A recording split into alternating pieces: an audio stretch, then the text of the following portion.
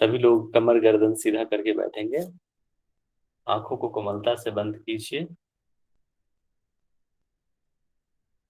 शरीर को स्थिर कीजिए, मन को शांत।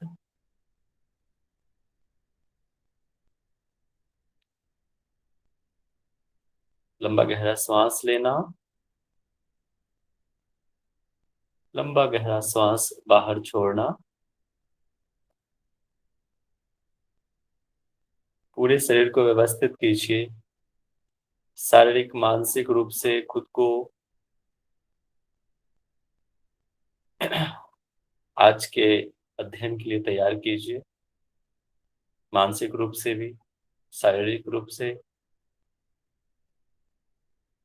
अपने इष्ट देवता परमपिता परमेश्वर को याद करते हुए 3 बार पवित्र ओम ध्वनि का उच्चारण। तदुपरांत गुरु मंत्र।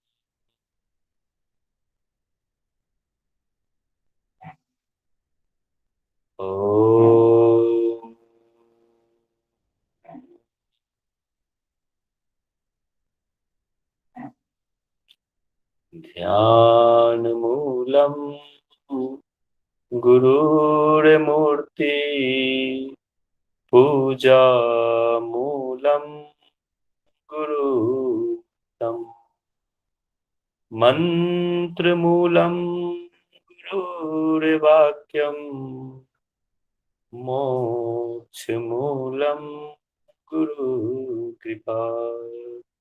गुरुर्ब्रह्मा गुरुर्विष्णु गुरुर्देवो महेश्वर, गुरु साक्षात् परब्रह्म, तस्मै श्री गुरुवे नमः। तस्मै श्री गुरुवे नमः। एक बार सरस्वती मंत्र आज हम विद्या आरंभ कर रहे हैं, तो उससे पहले हम सरस्वती वंदना एक बार कर लें। सरस्वती नमस्तुभ्यं वरदे कामरूपिणी, विद्यारंभं करिष्यामि, सिद्धिर्भवतु मे सदा। ओम शांति शांति। दोनों हथेली को जोड़ें, रब करें।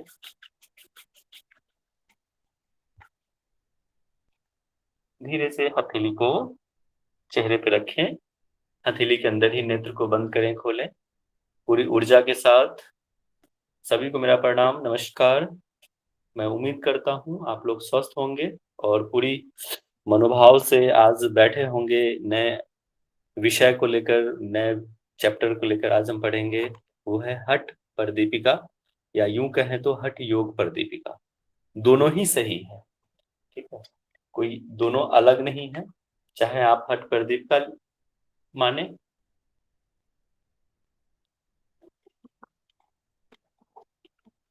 चाहे हठ योग पर दीपिका माने। वैसे आप मूल टेक्स्ट में हठ पर दीपिका ही है, लेकिन कई व्याख्याकार, टीकाकारों ने उसको हठ योग पर दीपिका भी माना है, ठीक है। तो मैं मान के चलता हूं कि आप सबके पास ये बुक होगी। नहीं है तो भी कोई बात नहीं, पीडीएफ फाइल जरूर होगी। आप साथ, अगर वो भी नहीं है तो आप साथ में नोटबुक और पेन लेके बैठेंगे। जैसा मैंने पहले भी कहा है अपने लेक्चर में कि साथ में, आपके पास समय कम है, आप यहाँ रफ बना के फिर जाके फेयर में लिखें, ऐसा बिल्कुल मत कीजिएगा, टाइम की बर्बादी है। साथ ही साथ आपको नोट्स भी बनाना है। साथ ही साथ आपको अपने इंद्रियों को भी सचेत रख के, स्मरण शक्ति को भी तेज करके याद भी रखना है, ठीक है। तो स्मार्ट वर्क करना है, ओके। और कोई भी प्रश्न हो, क्वेश्चन हो, कोई पूछना हो तो आप मीटिंग के अंत में, क्लास के अंत में पूछ सकते हैं। हाँ, ज्यादा जरूरी हो तो बीच में भी पूछ सकते हैं, कोई दिक्कत नहीं है, ठीक है। तो सबसे पहले आज हम आरंभ कर रहे हैं हठ प्रदीपिका, या यूं कहें तो हठ योग प्रदीपिका। देखिए, इस बुक की रचना क्यों करी गई, ठीक है, सबसे पहले ये ध्यान में रखना है। हर एक समय में, हर एक टाइम पे, उस टाइम पे भी इस बुक की रचना क्यों करी गई। जब ये बुक रचा गया था, लिखा गया था स्वामी स्वात्माराम के द्वारा, उस टाइम पे हमारे समाज में बहुत भ्रांतियां थी इस योग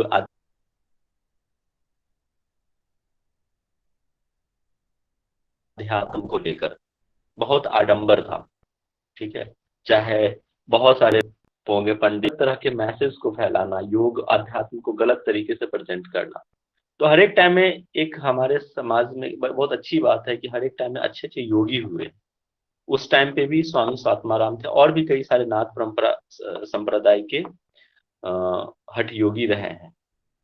तो स्वामी सातवा ने उस समय क्या किया कि इस बुक की रचना इसलिए भी करी कि जो भी हमारे समाज में भ्रांतियां फैल रही है उसको दूर करने के लिए हठ योग प्रदीपिका की रचना करी उसको। तो कहा जाता है कि ये जो, सबसे पहले तो ये समझ लो कि हठ योग, हठ प्रदीपिका की जो रचयिता हुए हैं वो स्वामी सातवा, ठीक है। अभी हम आज जो हमारा लेक्चर है वो बस इंट्रोडक्शन है। इंट्रोडक्शन से ही कई सारे क्वेश्चंस आपको मिल जाएगा, इस बात की गारंटी। बट हठ योग प्रदीपिका जो है अपने आप में बड़ा गूढ़ सब्जेक्ट है, बहुत गूढ़ विषय है इसको जानना। तो उससे पहले अगर आपके इस सब्जेक्ट की विषय वस्तु को नहीं जानेंगे तो आपका इंटरेस्ट नहीं आएगा। तो सबसे पहले इसको समझना बहुत जरूरी है, हठ प्रदीपिका को, तभी बाकी का लेक्चर आपको अच्छे से समझ में आएगा। तो हम बात कर रहे थे हठ प्रदीपिका की। कहा जाता है बहुत सारे इसमें भ्रांतियां भी रही है कि कब इसकी रचना करी गई। कुछ इसका फिक्स डेट, कुछ फिक्स समय नहीं है। 13वीं शताब्दी से लेकर 18वीं शताब्दी तक कई जगह बीच में मानते हैं। इसके बाद कई रिसर्च किया गया इस बुक पे। रिसर्च करने के बाद जब पता चला तो इसकी जो एक समय सीमा रही है वो है 14वीं शताब्दी से लेकर 16वीं शताब्दी के बीच का। मूल अगर मान के चले तो, अगर क्वेश्चन पूछता है तो ज्यादातर 15वीं शताब्दी का ये बुक कहा जाता है, ठीक है। कोई बता सकता है घृण संहिता कौन सी शताब्दी का है? मैंने आपको पढ़ाया, आपको याद होना चाहिए।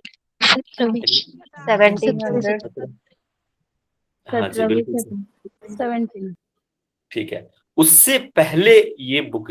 और सबसे कमाल की बात है कि इस बुक से प्रेरित होकर और भी कई सारे बुक लिखे गए हैं, जैसे हठ रत्नावली हो गया, और भी कई सारे, उपनिषद में भी इसकी चर्चा। तो हठ रत्नावली जब आप पढ़े होंगे तो आपको कहीं ना कहीं आपको हठ प्रदीपिका की याद आएगी कि हाँ, बहुत सारा चीज इससे मेल खाता है, ठीक। और हठ प्रदीपिका में जैसे बाकी जगह, तो आप अगर पतंजलि में चले जाएंगे तो अष्टांग योग की चर्चा है, और हिरण्य संहिता में जाएंगे तो सप्तांग योग की चर्चा है, और भी कई सारे जगह पे आप जाएंगे। षडांग योग, जब आप गोरख संहिता के देखेंगे तो वहां पे षडांग योग की चर्चा है, ठीक। उसी तरह से हठ प्रदीपिका में यहाँ पे चतुरंग योग की चर्चा करी है स्वामी सदा। 4 अंग बताए हैं उन्होंने। और सबसे पहला जो है वो है, जैसे कि हिरण संहिता में हमने पढ़ा था ना, लास्ट में पूछिएगा नीरज जी, कुछ अर्जेंट क्वेश्चन है तो ही पूछिए ना, ठीक है। अर्जेंट क्वेश्चन हो तो पूछिए, अदरवाइज बीच में थोड़ा सा ना लेट उठ जाता है। घरंट संहिता में, सॉरी, जैसे घरंट संहिता में इसमें बताया गया है कि सप्तांग योग 7 अंग, 7 चैप्टर्स हैं, और सभी एक एक अंग डिफाइंड किया गया है ना। जैसे सटकर्म हो गया, आसन, प्राणायाम, इस तरह से इसमें भी अब चतुरंग योग की चर्चा करी गई है और 4 अंग बताया गया है। तो सबसे पहले स्वात्माराम जी ने आसन को बताया है, ठीक है। ऐसा ये नहीं है कि उन्होंने सटकर्म के बारे में नहीं बोला। हाँ, आप अगर टेक्स्ट की बात करें तो वहां पे नहीं है, लेकिन उन्होंने कहा है कि सटकर्म जो है, जो जिसके साथ कुछ प्रॉब्लम है वो सठकर्म का अभ्यास करके फिर वो, लेकिन उन्होंने एज ए स्वस्थ व्यक्ति को लेकर इन्होंने डायरेक्ट बोला है कि आसन पे आप जाओ, पहले आसन कीजिए, इसके बाद प्राणायाम की बात करी है उन्होंने, आसन प्राणायाम, इसके बाद मुद्रा, और चौथा जो है वो बताया है नादा अनुसंधान, जिसको हम समाधि भी कह सकते हैं। ठीक है, और एक और बात है कि उन्होंने इसमें एक और चैप्टर दिया है, वो है योग चिकित्सा। उन्होंने चिकित्सा रूप से कि जैसे हम कोई भी योग का अभ्यास करते हैं, अगर हम बीमार हो जाए या कुछ हो जाए तो हम कैसे योग के माध्यम से उसकी चिकित्सा कर सकते हैं, तो उन्होंने 5th चैप्टर बनाया है, बट उन्होंने उसको एज ए योग के अंग के रूप में नहीं काउंट किया है, बस वो चिकित्सा के रूप में है कि अगर आप बीमार हो तो योग के माध्यम से, योग चिकित्सा के माध्यम से खुद को स्वस्थ बना सकते हैं। तो 5th चैप्टर है। ठीक, तो ये चतुरंग योग की चर्चा उन्होंने करी। ठीक है, आसन की बात अगर करें तो उन्होंने इसमें टोटल 15 आसन बताए हैं, उसमें भी मुख्य आसन 4 हैं, वो हम जब हम अध्याय चैप्टर पढ़ेंगे, श्लोक की चर्चा करेंगे तो उसमें मैं बताऊंगा। अभी बस ऊपर ऊपर से इंट्रोडक्शन। प्राणायाम की बात करें, जैसे घृण संहिता में 8 प्राणायाम की चर्चा थी, वैसे ही यहाँ पे 8 प्राणायाम की चर्चा, 8 कुंभक की चर्चा स्वामी स्वात्माराम ने की है। घृण संहिता से कोई बता सकता है कि कौन से 2 प्राणायाम यहाँ पे अलग हैं? एनीवन, किसको याद है? हाँ सर, कौन सा घृण बताइए? संहिता में केवल और संहिता है शीतकारी और हठप्रदिका में और प्लाविनी। मूर्छा, प्लाविनी। ठीक है, बहुत बढ़िया। तो सिर्फ 2 प्राणायाम जो है हठ प्रदीपिका में अलग है और घृण संहिता में अलग है, बाकी सारे प्राणायाम सेम। इसके बाद मुद्रा की बात करें तो मुद्रा यहाँ पे 10 है। कोई बता सकता है घृण संहिता में कितनी मुद्रा की चर्चा बताई थी हमने?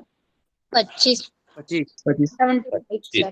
25। उसमें एक और लाजवाब बात ये था कि उसमें बंद भी था, ठीक है, धारणा भी थी, और उन्होंने सबको एक साथ मिलकर एक मुद्रा बंद का एक चैप्टर बना के उन्होंने लिखा। 25 था। वैसे 16 मुद्रा थी उसमें, ठीक है, लेकिन अगर क्वेश्चन अगर पूछता है तो 25 ही लिखेंगे घृण संहिता के अनुसार। यहाँ पे हठ प्रदीपिका के अनुसार 10 मुद्रा है। इसके बाद आता है नाद अनुसंधान। नाद अनुसंधान में अवस्थाएं बताई हैं समाधि की, 4 अवस्थाएं बताई गई हैं।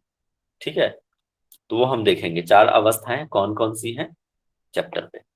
इसके बाद जब इसकी शुरुआत होता है बुक की, तो उन्होंने सबसे पहले स्वामी स्वात्माराम ने आदिनाथ को प्रणाम करते हुए इस चैप्टर की शुरुआत करते हैं वो।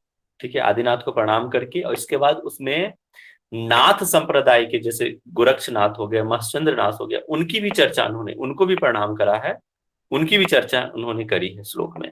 इस बात का भी ध्यान रखना। कई बार ये भी बड़ा कंफ्यूजन होता है स्टूडेंट्स में कि कहीं स्वात्माराम नाथ संप्रदाय के तो नहीं थे उनके, इसलिए, बट इसका कहीं कोई साक्ष्य ऐसा अभी तक मुझे नहीं मिला है कि वो नाथ संप्रदाय, हाँ उनको फॉलो करते थे वो। ठीक है, क्योंकि हठ योग जो आया है वो नाथ संप्रदाय से ही आया हुआ है। ठीक है, तो इसीलिए कह सकते हैं कि हाँ उनको फॉलो करते थे, और यह हठ प्रदीपिका जो है कहीं ना कहीं इंस्पायर था नाथ संप्रदाय से।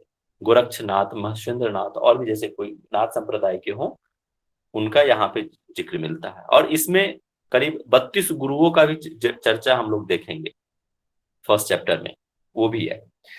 इसके बाद हठ योग का जो उद्देश्य बताया गया है, बहुत इंपॉर्टेंट है ये, कि स्वामी स्वात्माराम ने बताया है कि हठ योग का उद्देश्य क्या होना चाहिए, तो वो राजयोग की प्राप्ति। राजयोग से हम समझेंगे यहाँ पे समाधि से।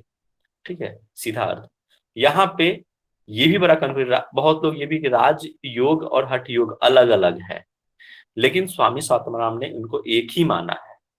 ठीक है, दोनों एक दूसरे के पूरक है। बिना हठ योग से राजयोग की प्राप्ति नहीं कर सकते, ना राजयोग से हठ योग की, दोनों ही एक दूसरे के संपूरक। ठीक है, तो कहते भी हठम बिना राजयोगो, राजयोगम बिना हठ, इस तरह से एक श्लोक भी है। तो इसीलिए हठ योग का जो उद्देश्य है वो है राजयोग की प्राप्ति करना। ठीक है, इसके बाद इसमें कर्म योग पे भी बल दिया गया है। सातवां नाम, आप पूछो, आपके मन में ऐसा क्वेश्चन आ सकता है कि सर कर्म योग के बारे में तो गीता में लिखा हुआ है, लेकिन गीता में भी है, लेकिन यहाँ पे स्वात्माराम ने इसमें भी चर्चा करी है कर्म की। जैसे कि आप ये समझ सकते हो कि सिर्फ आप सुनने से, जैसे अभी मैं व्याख्यान कर रहा हूं, आप सुन रहे हो, या फिर कोई पंडित हो, या फिर अपने वेशभूषा से योग की प्राप्ति नहीं कर सकता है, योग को अनुभव नहीं कर सकता है जब तक कि आप इसका अभ्यास नहीं करेंगे। मतलब कर्म तो आपको करना ही पड़ेगा, समझ रहे हैं?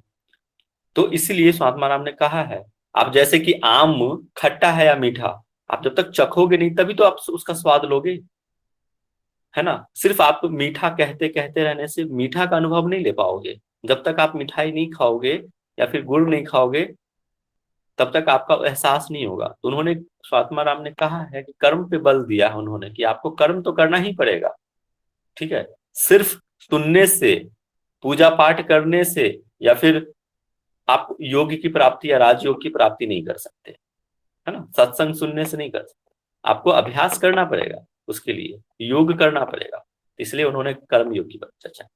और इसमें जब आप श्लोक पढ़ेंगे तो उसमें गोपनीय की बात करी गई है। अभी मैं ये सब इसलिए बता रहा हूं, जब आप श्लोक पढ़ेंगे तो आपके मन में कई सारे चीजें आएंगे, कंफ्यूजन आएगा कि सर ये कैसे हो गया, ये कैसे है, ये किस तरह से है, ठीक है? तो उसको दूर करने के लिए ये लेक्चर बहुत जरूरी है, इसको सुनना बहुत जरूरी है कि मैं क्या कह रहा हूं। गोपनीय की बात कही है उन्होंने कि गोपनीय रखना है कोई भी। आप सोचोगे कि सर गोपनीय की बात है, तो अगर स्वात्माराम जी ने अगर गोपनीय की बात करी है तो फिर हम तक कैसे पहुंचता? तो बात ये है, उनका कहने का आशय ये है कि गोपनीय का मतलब ये है कि जो योग्य पुरुष हो, जो योग्य है, उनको ये चीजें पहचान बताना, जो अयोग्य है उनको नहीं देना। शिवजी ने पार्वती को योग के बारे में बताया, पार्वती उस लायक थी तभी शिवजी ने उनको योग के बारे में बताया, या फिर योग का ज्ञान आगे कैसे पहुंचा, जो उनके लायक था, है ना, उन्हीं को दिया गया। तो गोपनीय से समझना ये है कि हम जो अभ्यास कर रहे हैं, अनुभव ले रहे हैं, ठीक है? जब हम अभ्यास करते हैं, हम खुद, आपको मैं बताऊंगा, जैसे मैं अभ्यास करता हूं, कई बार होता है मेरे साथ, वो मैं महसूस कर सकता हूँ। कुछ चीजें जो है आपको बता नहीं सकता, मैं शब्दों में डिफाइन नहीं किया जा सकता जब तक कि आप उसका खुद से अभ्यास नहीं करेंगे, ठीक है? गोपनीय का मतलब ये है, कुछ चीजें, जैसे मैं एक उदाहरण से समझाना चाहता हूं कि जैसे कि कुलीन घर की कोई स्त्री है, ठीक है, और वो जैसे संभोग आदि की क्रियाएं ऐसे ही नॉर्मल किसी से भी नहीं कह सकती है, वो उसको गोपनीय रखेगा, गुप्त चीजें। किसी के पास अगर हीरे जवाहरात हैं, है ना, तो वो सिर्फ गुप्त रखेगा, उस चीजों को बताएगा नहीं, ढिंढोरा नहीं पीटेगा गांव में या फिर शहर में कि मेरे पास इतना संपत्ति है, ये उसको गुप्त रखेगा। वैसे ही योग की विद्या है, ठीक है? जब तक आपके पास है उसको गुप्त रखना है। हाँ, जो योग्य है आप उसको बताइए, फैलाइए।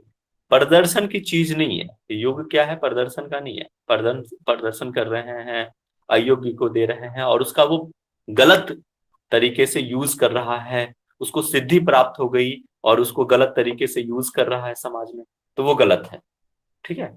तो इसलिए कहा है स्वात्माराम ने, गोपनीय की बात करी। इसके बाद इसमें कई सारे अतिशयोक्ति अलंकार का भी चर्चा है। अतिशयोक्ति अलंकार से तात्पर्य ये है कि जैसे मैं कोई आसन की बात कर रहा हूं, या कोई पश्चिमोत्तान आसन है, या कोई भी प्राणायाम की चर्चा मैं कर रहा हूं, हम कहते हैं कि इसके अभ्यास से व्यक्ति जरा मृत्युंजय को प्राप्त हो जाता है, या फिर कहते हैं कि पूरे रोग नाश हो जाता है, या हम ये कहते हैं कि देवतुल्य हो जाता है। इस तरह के वर्ड्स हमारे ग्रंथ संहिता में बहुत आया था, ठीक है? इसका मतलब ये नहीं है कि सिर्फ हम पश्चिमोत्तान आसन या कोई एक आसन या कोई भी एक प्राणायाम करने से हम उसको पालेंगे, ऐसा बिल्कुल भी नहीं है। इसी को कहते हैं अतिशयोक्ति अलंकार। आपको पूरे योग का अभ्यास तो करना ही पड़ेगा, ठीक है? कहते हैं कि जरा मरण का नाश हो जाता है ना, या फिर वृद्धावस्था नहीं आता। ऐसा थोड़ी है कि हम उद्यान बंध लगाएं और फिर हम बूढ़े से जवान हो गए, ऐसा नहीं होता। बूढ़ों में जवानी के जैसा शक्ति आ जाना, ठीक है, इसी को कहते हैं अतिशक्ति। ठीक है, तो इस तरह के वर्ड्स कई सारे आएंगे आपको। इसके बाद इसमें कई सारे साधक तत्व, बाधक तत्व आएंगे आपको, जैसे कि जो साधना में हेल्प करता है, बाधक तत्व जो बाधक साधना में बाधक है, योग साधना में बाधक है। अब जैसे मैं आपको पढ़ा रहा हूँ और बीच में ही कोई कैसे कुछ बोल दिया या फिर माइक अनम्यूट करके कहीं चला गया तो मुझे डिस्टरबेंस होगा, ठीक है, ये बाधक तत्व है। अभी आप लोग म्यूट किए हुए हो तो ये साधक के रूप में देख सकते हैं इसको कि हाँ मुझे हेल्प हो रहा है आपको पढ़ाने में, डिस्टरबेंस नहीं है। ऐसे ही योगाभ्यास में कई सारी चीजें आएंगी, वो हम देखेंगे। इसके बाद कुटिया के बारे में भी बताया गया, योग मठ आप अभ्यास कर रहे हैं कैसा होना चाहिए, इसकी चर्चा है। ठीक है, इसके बाद एक और अच्छा पॉइंट है कि इसमें आप बाकी ग्रंथों में देखेंगे तो मंत्रों के साथ प्राणायाम का बताया गया है, बट स्वात्माराम जी ने ऐसा कोई मंत्र के साथ प्राणायाम नहीं बताया है। ठीक है, और एक और पॉइंट, उनके श्लोकों से पता ये चलता है स्वामी कि वो अद्वैतवाद के रहे होंगे।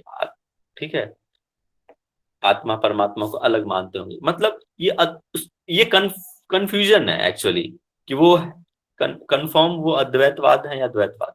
लेकिन कहीं ना कहीं श्लोक से हम समझ सकते हैं, उनकी दृष्टि को समझ सकते हैं कि वो अद्वैतवाद के रहे होंगे। ठीक है, अब मैं आपको एक स्लाइड भी शो करता हूं कि हमें चैप्टर्स में क्या क्या पढ़ना है डीप में, थोड़ा सा और हम डीप जाने का प्रयास करते हैं इंट्रोडक्शन में। अभी तक आपको कोई कंफ्यूजन है, समझने में कोई परेशानी है तो आप बताइए, फिर हम कितने श्लोक हैं क्या है और हम उस पर चर्चा करें। जी नीरज जी, आप हैंड रेज किए हुए थे कि कुछ पूछना है, पूछ लीजिए। भैया वो गलती से हो गया था, सॉरी। अच्छा ठीक है, ओके, नो क्वेश्चन। तो मैं आपको स्लाइड शो करता हूँ, कोई एक व्यक्ति बोल दीजिए ऑल ओके। जी हो रही है, हो रही है। ठीक है, देखिए आज हम परिचय देख रहे हैं। अभी मैंने आपको ब्रीफ में थोड़ा थोड़ा आपको इंट्रोडक्शन दे दिया है, थोड़ा सा और डीप में जाते हैं कि क्या है। लेखक इसके जो है रचयिता है स्वामी स्वात्माराम है। आप लोग साथ में शॉर्ट नोट्स बनाते रहना, इसके बाद एक एक श्लोक को हम अच्छे से समझेंगे। आज इंट्रोडक्शन है, थोड़ा सा स्लो हो सकता है बट स्पीड हम पकड़ेंगे, राजधानी पकड़ेंगे नेक्स्ट लेक्चर से धीरे धीरे। ठीक है, पहले एक्सप्रेस, सुपरफास्ट, राजधानी, ऐसे जाएंगे, तो आप लोग कमर कस लीजिएगा। ठीक है, और आपको मैं बताऊं, हठ प्रदीपिका जो है सबसे महत्वपूर्ण ग्रंथ है हठ योग का। इसलिए कोई भी एग्जाम हो, आप कोई भी, चाहे वो पीएचडी की एंट्रेंस हो, चाहे वो कॉलेज का हो एग्जाम हो, कहीं भी कोई भी कॉम्पिटिटिव एग्जाम अगर योग से रिलेटेड है तो हठ प्रदीपिका उतना ही इंपॉर्टेंट है जितना कि पतंजलि योग सूत्र। इससे क्वेश्चन तो हमेशा रहता ही रहता है, इसलिए बड़े ध्यान से पढ़ना। अगर आप अच्छे से लेक्चर कंटिन्यू करते हैं तो उसमें ही बहुत चीजें समझ में आ जाती है। तो मैं चाहूंगा कि आप लोग शुरू से अंत तक अच्छे से इसको पढ़ो, और बाकी जैसे मैंने बाकी जो भी सब्जेक्ट आपको पढ़ाया, आयुर्वेद या हो, ग्रंथ संहिता हो, मैं उम्मीद करता हूं कि उस सब्जेक्ट पे जितना खरा उतरा हूं उतना ही खरा मैं इस सब्जेक्ट पे भी उतरूं, ये मेरी पूरी कोशिश रहेगी। चलिए लेखक है स्वामी स्वात्माराम। इसके रचना जो हुई है करीब 1650 से नहीं, ये कुछ कंफ्यूजन है क्या, 1350 से लेके 1550 के बीच का, मतलब 15वीं शताब्दी आप मान सकते हैं। ठीक है, उपदेश, टोटल उपदेश। हाँ, एक और बात, एक पॉइंट्स और भी आपको मैं बता दूं कि इसमें जो है हठ प्रदीपिका में, जैसे आप गीता हो गया उसमें अध्याय है, आप ग्रंथ संहिता ले लीजिए, वहां पे प्रकरण की चर्चा है, अध्याय को बोलते प्रकरण। शिव संहिता में अगर आप पढ़े होंगे तो वहां पटल की चर्चा है। पतंजलि योग सूत्र में जाएंगे तो पाद कहा है अध्याय को। हट प्रदीपिका में वैसे ही यहाँ पे उपदेश कहा है, ठीक है, प्रथम उपदेश, द्वितीय, तृतीय, चतुर्थी, पंचम, इस तरह से। और कुल श्लोकों की बात अगर करें तो टोटल 385 श्लोक हैं। सिर्फ 4 चैप्टर की बात मैं कर रहा हूं, ठीक है, 5वां की बात नहीं कर रहा हूं। अगर आप पांचों को मिला देंगे तो टोटल 409। 1 मिनट में मार्कर ले लेता हूं। इसमें ना 5th चैप्टर का नहीं है, 5th चैप्टर को अगर मिला लेंगे तो उसमें 5th चैप्टर में 24 श्लोक बताया गया है, 24 श्लोक, ठीक है। हाँ, तो ये जो है सिर्फ 4th चैप्टर की बात है। तो फर्स्ट चैप्टर में, फर्स्ट उपदेश में 67 श्लोक है, सेकंड में 78, थर्ड में 126, फोर्थ में 114 और 5th में अगर प्लस हम 5th चैप्टर की तो वहां पे 24 श्लोक हैं और टोटल हो जाता है 409। जोड़ के देख लेना, इतना ही है ना।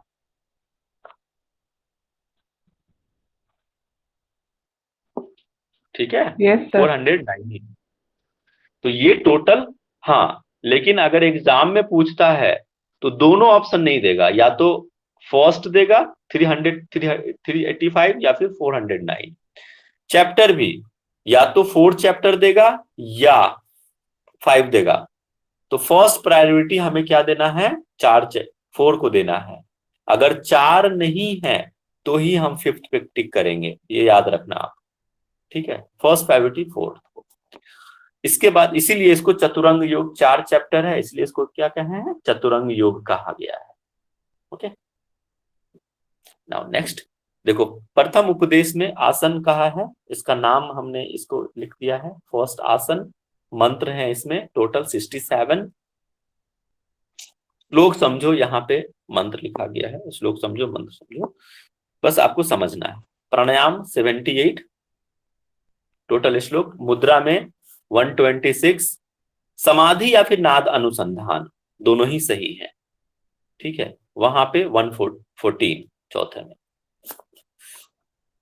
और 5वां है योग चिकित्सा, टोटल 24 है, यहां पे मेंशन कर दिया है मैंने,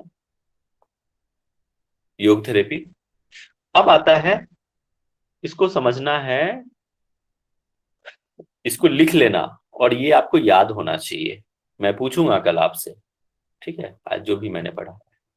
पहले उपदेश में क्या क्या चीज हमें पढ़ना है, तो श्लोक है टोटल 67। हठ योग का उद्देश्य हम पढ़ेंगे फर्स्ट चैप्टर में। 33 गुरुओं के नाम याद होना चाहिए, वो श्लोक है, वो श्लोक याद कर लोगे आप तो 33 गुरु के नाम याद हो जाएगा। योगाभ्यास का स्थान, स्थान क्या होना चाहिए, जैसे हमने वहां पढ़ा था ग्रहण संहिता में। बताओ, कोई श्लोक पढ़ के सुनाइए, ग्रहण संहिता में क्या था, सुराज्य, कुछ याद आ रहा है, सुराज्य स्थान। राज्य धार्मिक जैसे शुभेच्छा निरुद्रव्य। बहुत बढ़िया। तो ये स्थान योग का कुटिया होना चाहिए। बताओ ग्रहण संहिता में हमने क्या पढ़ा था कि कैसा कुटिया होना चाहिए,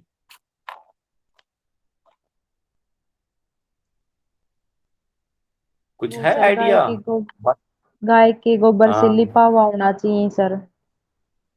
4 दीवारी घेरा होना चाहिए चारों तरफ, पानी। 4 दीवारी से घिरा हुआ पानी होना चाहिए सर, पास में कुआं वगैरह। छिद्र ना होना चाहिए सर। और जगह सर जानवरों का समतल होनी प्रवेश, चाहिए। समतल उबड़ खाबड़, बहुत बढ़िया, ठीक है। कोई बिल वैसे ही वगैरह यहाँ नहीं पे होना। भी हम देखेंगे कि क्या उन्होंने कहा है, ठीक है। इसके बाद साधक बाधक तत्व हैं, टोटल बताया गया है 6 साधक तत्व हैं, 6 बाधक तत्व हैं, ये याद होना चाहिए, क्वेश्चन बनता है, क्वेश्चन पूछता है। आसन है, टोटल 15 आसन है। इसमें कई सारे आसन में सिर्फ लाभ बताया गया है, विधि नहीं है। तो जो श्लोक में है बस उसी को याद करना है बस। मिताहार है ना, वहां भी चर्चा था, पथ्य अपथ्य आहार का ग्रहण संहिता में, यहाँ पे भी है। कैसे सिद्धि मिलेगी, किसे सिद्धि मिलेगी, है ना, बताया है कि किसको सिद्धि मिलेगी, है ना, कौन, किस पुरुष को सिद्धि मिलेगी उसको बारे में बताया है, बहुत इंपॉर्टेंट है। योगाभ्यास करते हैं, ठीक है। कई लोग जो है स्वामी साधना ने बड़ी अच्छी बात कही है कि आप आसन करते हैं, ठीक है, प्राणायाम करते हैं, अभ्यास करते हैं, बट उसका इफेक्ट सिर्फ और सिर्फ आप फिजिकल समझ पाते हैं। योगाभ्यास मानसिक और आध्यात्मिक रूप से थोड़े समय के बाद होता है, तुरंत नहीं होता।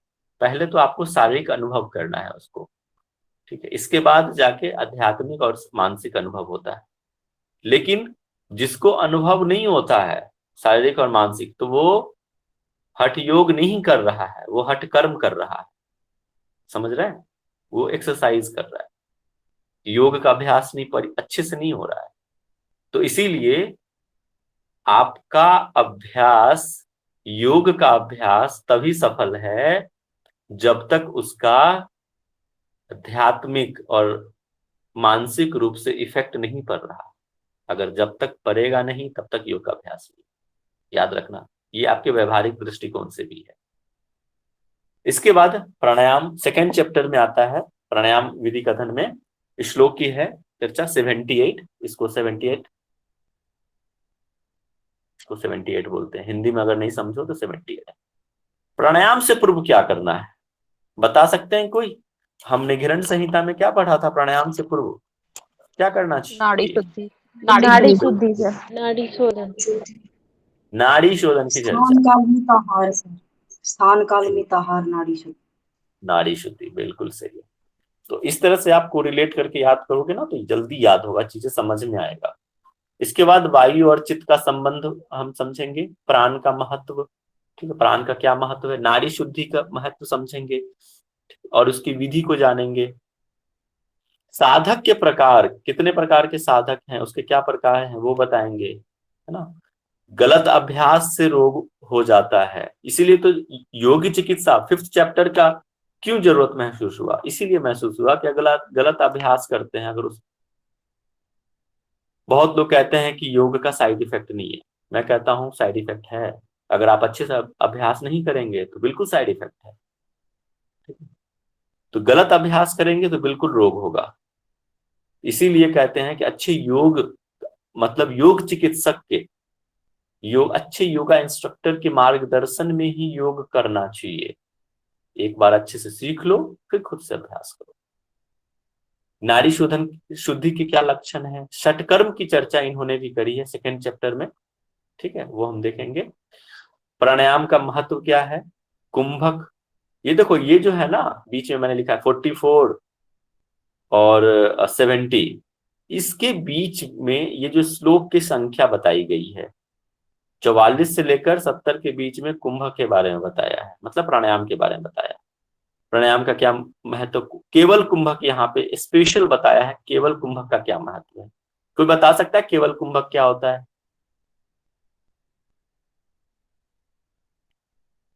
किसी को याद नहीं है केवल कुंभक? सर जब पूरक और रेचक दोनों ही नहीं होगा, अपने आप ही हो रहा है, उसे केवल कुंभक कहते हैं। इसके बाद हठ सिद्धि के लक्षण देखेंगे इसमें। 3rd चैप्टर है, इसमें भी करीब 126 श्लोक है। इससे बहुत क्वेश्चन बनता है हठ प्रदीपिका में। आप सुषुम्ना के पर्यायवाची, ठीक है, किसी को पता है सुषुम्ना के कितने पर्यायवाची हैं? Have you any idea? 10 जी 10 जी सर। सर। सुषुम्ना, शून्य पदवी, ब्रह्मरंध्र, महापथ, शमशान, शांभवी, मध्य मार्ग। टोटल 7 बताया गया है इसमें सुषुम्ना के पर्यायवाची, ठीक है। ये देखो यहाँ लिखा हुआ भी है ना, सामने लिख दिया। मुद्रा 10 मुद्रा है। गो मांस भक्षण और अमर वारुणी। गो मांस भक्षण से बहुत लोग कंफ्यूजन आ सकता है कि गो मांस भक्षण मतलब गाय के मांस का भक्षण की बात कर रहा है, बिल्कुल भी नहीं। सोमरस को बोला गया है, सोमरस। यहाँ पे खेचरी मुद्रा आपको पता है ना, खेचरी मुद्रा कैसे करते हैं? अपने जीभ को कपाल कुहर में लगाते हैं और उसी को यहाँ पे गोमांस भक्षण की बात करी है। और अमर वारुणी को हम कहते हैं सोमरस, ऊपर से नेक्टर, ठीक है, जो चंद्र बिंदु से, चंद्र से जो ऊपर जो है हमारा, वहां से जो स्राव होता है और हमारे जो चंद्रमंडल से स्राव होके कहाँ, सूर्य मंडल में जाके भस्म हो जाता है, सोमरस। इसीलिए तो कहते हैं गोमांस भक्षण करना, मतलब यहाँ पे कह रहा है खेचरी मुद्रा की बात करिए, अपने जीव को कपाल कुहर में लगाना, है ना, जीव से होता है भक्षण करना मतलब। तो यहाँ पे सोमरस का पान करने की बात कही है, गोमांस भक्षण मतलब सोमरस का पान करना। सोमरस का महत्व देखो यहाँ लिखा हुआ है ना, सोमरस का महत्व क्या है, कुंडलिनी के पर्यायवाची शब्द टोटल, ठीक है। ये बहुत क्वेश्चन यहाँ से भी बनता है कि कुंडलिनी के कितने पर्यायवाची शब्द हैं, तो ये याद रखेंगे। कुटांगलिनी बहुत सारे हैं, भुजंगिनी, कुटांग, ये सब बहुत सारे हम आपको श्लोक में पढ़ाएंगे, श्लोक याद कर लेंगे आपको याद हो जाएगा। कुंडलिनी का स्थान कहाँ है, आपको पता है मूलाधार कहाँ पे है?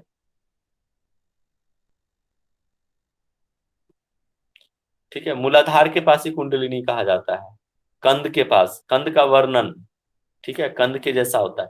ईरा, पिंगला और सुषुम्ना के बारे में कहा गया, दोनों का संबंध है। ईरा किसको समझते हैं, गंगा से। यहाँ पे 3 नदियां बताई गई, गंगा, सुषुम्ना और सरस्वती, ठीक है, ये तीनों नदियां। लेकिन यहाँ पे आप क्या समझेंगे कि ईरा और गंगा के बीच संबंध, पिंगला और यमुना, सुषुम्ना और सरस्वती, इसको डीप में हम पढ़ेंगे श्लोक में, ठीक है। कुंडलिनी जागरण की विधि, कैसे कुंडलिनी जागरण होता है उसकी विधि को जानेंगे। चौथा है हमारा समाधि, इसमें श्लोक है 114, 114। सर समाधि, हाँ जी, तो सुषुम्ना कौन सी नदी है? सुषुम्ना सरस्वती बताया गया है। या आप देखो नदी मत समझना, मतलब मैं समझाने के दृष्टिकोण से कह दिया गंगा सुषुम्ना सरस्वती, ठीक है।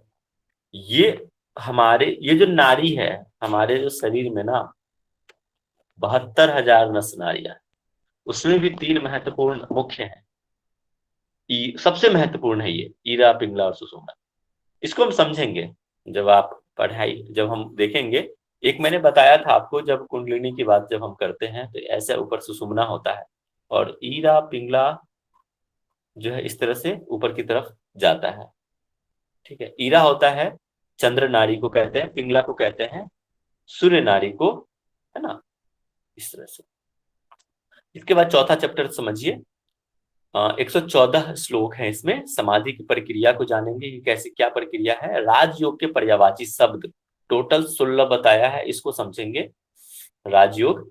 और प्राण प्लस चित्त, उनका क्या होता है, मोक्ष, इसको भी जानेंगे कि मोक्ष क्या बात है। प्राण और चित्त को मिलाने से, दोनों के संयोग से ही मोक्ष की प्राप्ति होती है। चित्त के प्रवृत्ति के कारण, प्रवृत्ति है यहाँ पे ना थोड़ा सा मिस्टेक है, इस तरह से आप समझेंगे, प्रवृत्ति, ये मिस्टेक से लिखा हुआ है ना। इसके बाद संभवी मुद्रा को समझेंगे। संभवी मुद्रा बताओ कहाँ पे होता है, कैसे लगा संभवी मुद्रा, एनीवन? बहुत जगह पढ़े हैं आप। दोनों आईब्रो के बीच में, मतलब दोनों आईब्रो के बीच में ध्यान लगा, दोनों भौहों के बीच में। भूमध्य दृष्टि, ठीक है, संभवी मुद्रा। इसके बाद इंद्रिय, मन, वायु, लय, नाद, ये सीरीज में है, बताया गया है कि कैसे इंद्रिय, फिर मन, वायु, लय, फिर जाके नाद की प्राप्ति होता है। ये सीरीज है, इस श्लोक में हम समझेंगे। इसके बाद गोरक्षनाथ की नाद की उपासना, है ना, जब गोरक्षनाथ की तो नाद की उपासना, इसको समझेंगे। आदिनाथ के अनुसार लय कितने प्रकार के होते हैं, है ना, या लय का मतलब यहाँ पे नाद से, नाद कितने प्रकार के, तो आदिनाथ ने 1.25 करोड़ बताया है। योग की अवस्थाएं समझेंगे, जो भी यहाँ पे समाधि की अवस्था समझना, योग की अवस्था मतलब समाधि की जो भी अवस्था, आरंभ अवस्था, घटावस्था, परिचय अवस्था और निष्पत्ति अवस्था सबसे अंतिम। नाद का क्रम, समुद्र, भ्रमर, ये सीरीज में, ये पहला होता है नाद, समुद्र, ठीक है। जैसे कोई नाद सुनाई देता है, जैसे घड़ा, घंटी, घड़ियाल, ये सब के हम समझेंगे उसमें कि कौन कौन सा होता है। तो सबसे पहले कोई भी नाद अगर सुनाई देता तो समुद्र, फिर धीरे धीरे भ्रमर की तरफ, मतलब तेज आवाज से सूक्ष्म आवाज, समझ रहे हैं? यहाँ पे समुद्र से लेके भ्रमर तक की जा रहा है आवाज, मतलब हाई से लो की तरफ। समाधि प्राप्त योगी के लक्षण, जो समाधि प्राप्त कर लिया है, जिसका समाधि सिद्ध हो गया, मतलब योग सिद्ध हो गया, समाधि को प्राप्त है, उसका क्या लक्षण होता है उसको समझेंगे। ठीक है, तो ये कुल 4 चैप्टर में हम जानेंगे। और फिर 5th चैप्टर तो हमारा बहुत छोटा चैप्टर है, वो योगा थेरेपी का, योग चिकित्सा का, तो वो हम उसमें देखेंगे, बहुत छोटा है वो, ज्यादा नहीं।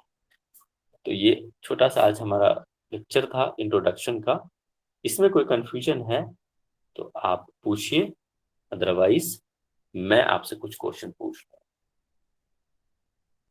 समझ में आया ये आज का लेक्चर? कोई परेशानी इसमें?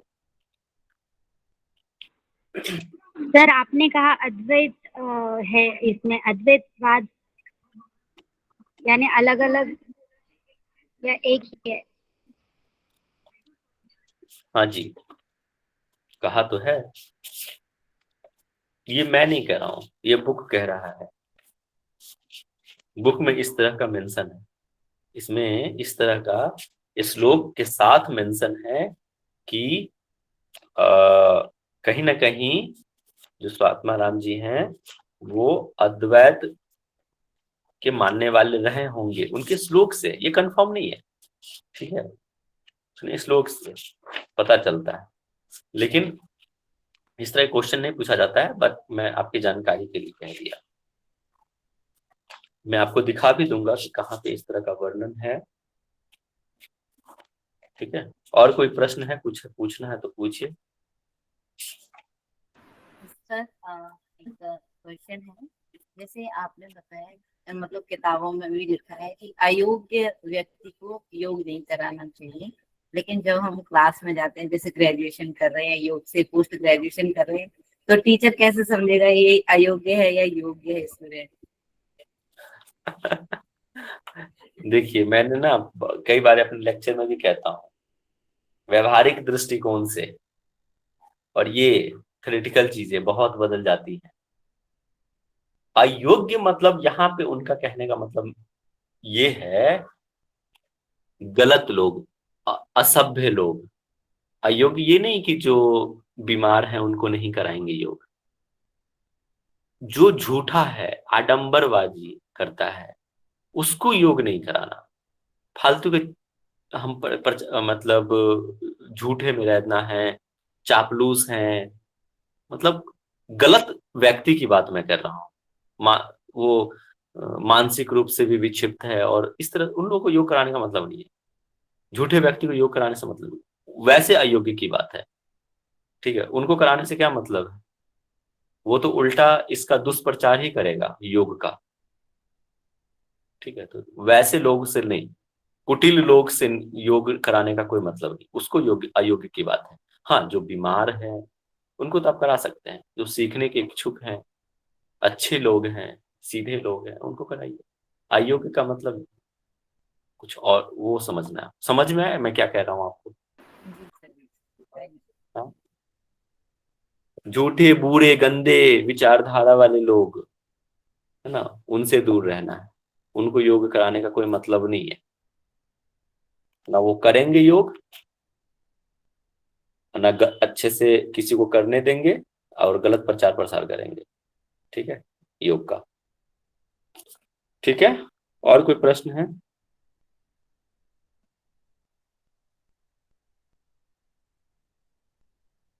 ठीक है, मैं पूछूं, कुछ क्वेश्चन पूछूं आप लोगों से? ओके, आज तो कुछ भी नहीं, हल्का फुल्का 2-3 क्वेश्चन कर लेते हैं, फिर आपको छुट्टी कर। चलिए, गुंजन जी माइक अनम्यूट करके बताएंगे कि आज हमने कौन सा अध्याय वो पढ़ा है, विषय पढ़ा है, कौन सा कह सकते हैं? हठ पर दीपिका। हठ पर दीपिका में कितने अध्याय हैं ये बता दीजिए। 5। मुख्य रूप से कौन है? 5वां तो बाद में जुड़ा है। 4। ठीक है, प्रियंका जी 4 कौन कौन से अध्याय है वो बता दीजिए, नाम। जी सर, सबसे पहले आसन की विधि का वर्णन है, और फिर सेकंड है प्राणायाम विधि का वर्णन है, और फिर थर्ड में बताया गया है मुद्रा के बारे में, इसमें सुषुम्ना के पर्यायवाची शब्द भी बताए गए, और फोर्थ में नादानुसंधान बताया, मुद्रा वन और फोर्थ नादानुसंधान। आनंद जी, पहले अध्याय में, अच्छा ये हठ प्रदीपिका के रचयिता कौन है? सभी लोग टाइप कीजिए, देखिए आपको यही याद हो जाएगा। स्वामी स्वात्माराम जी। ठीक है। नेहा जी, आप बताएंगे कौन सी शताब्दी का ये ग्रंथ है? सर हमने ये 1400 शताब्दी से 1500 शताब्दी लिखा है, 1350 से 1550 भी बोल सकते हैं। 15वीं शताब्दी या फिर 14 से लेके 16 के बीच का समझो, ठीक है? जी सर, ओके। 1350 से लेके 1550।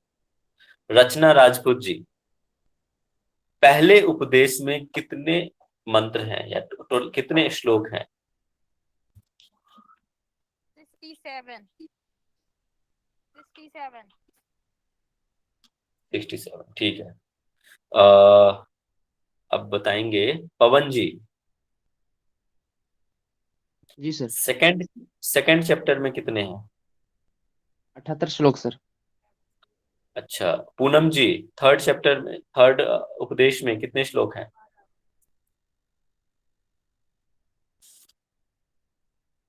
126 सर। अच्छा, और फोर्थ चैप्टर में कितना है? फोर्थ में 114। पांचों चैप्टर में कितने श्लोक हैं टोटल, पांचों में?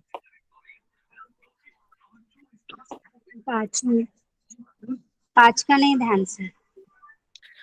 साक्षी जी बताइए, पांचों में कितना है? 409 है सर। ठीक है, बढ़िया। मैंने जाम से, और बता दीजिए फिफ्थ में कितने हैं साक्षी जी? फिफ्थ में 24। ठीक है। और बताएंगे मनोज योगी, कौन सी योग की चर्चा इसमें करी गई है हठ प्रदीपिका में?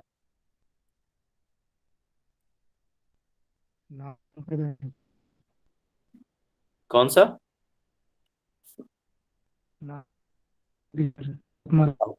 आवाज नहीं आ रही है।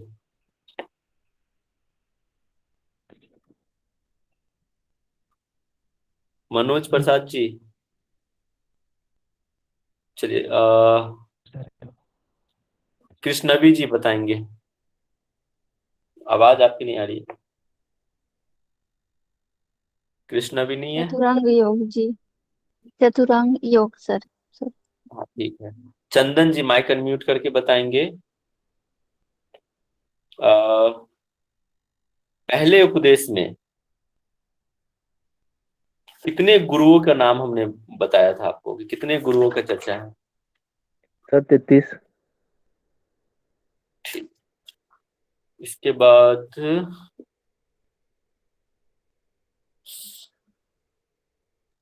नीरज जी बताएंगे कि सेकेंड चैप्टर में क्या क्या पढ़ना है, कुछ भी याद हो, उसका नाम क्या है सेकेंड चैप्टर का?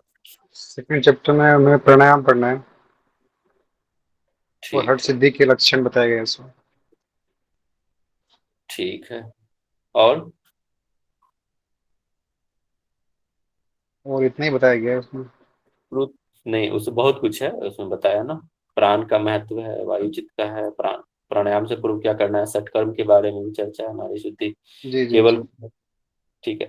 थर्ड चैप्टर में प्रीति गुप्ता जी बताएंगे थर्ड में क्या क्या चीज का चर्चा है?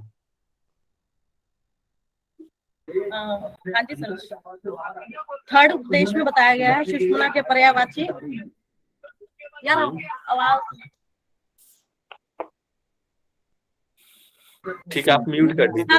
सुषुम्ना के पर्यायवाची शब्द 7, मुद्रा 10, गोमांस भक्षण जिसे खेचरी कहा गया है, और अमर वासली जिसे सोमरस कहा गया है। कुंडलिनी के पर्यायवाची शब्द 7, षटक्रम, कुंभक, प्राणायाम का महत्व, केवली कुंभक, और हठ सिद्धि के लक्षण।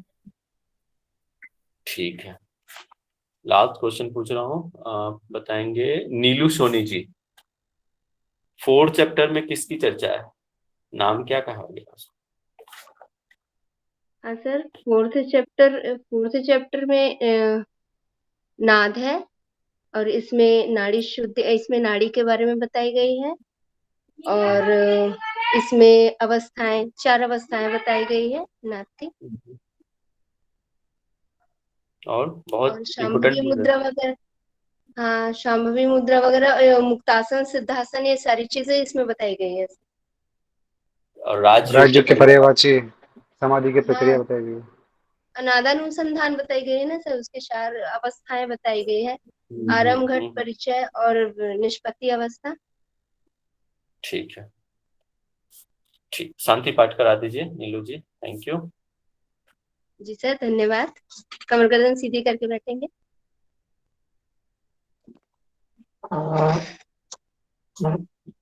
लंबी गहरी सांस।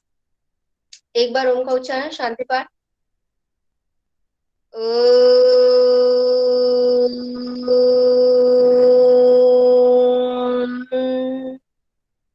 ओम पूर्णमिदं पूर्णात् पूर्णमुदच्यते पूर्णस्य पूर्णमादाय पूर्णमेवावशिष्यते। ओम शांति शांति शांति ही। हाथों को रख करके आंखों से लगाएंगे। शुभ रात्रि आप सभी को। ठीक, प्रणाम। कल मिलते हैं। स्वस्थ रहें, मस्त रहें, खुश हरिओम रहें। सर।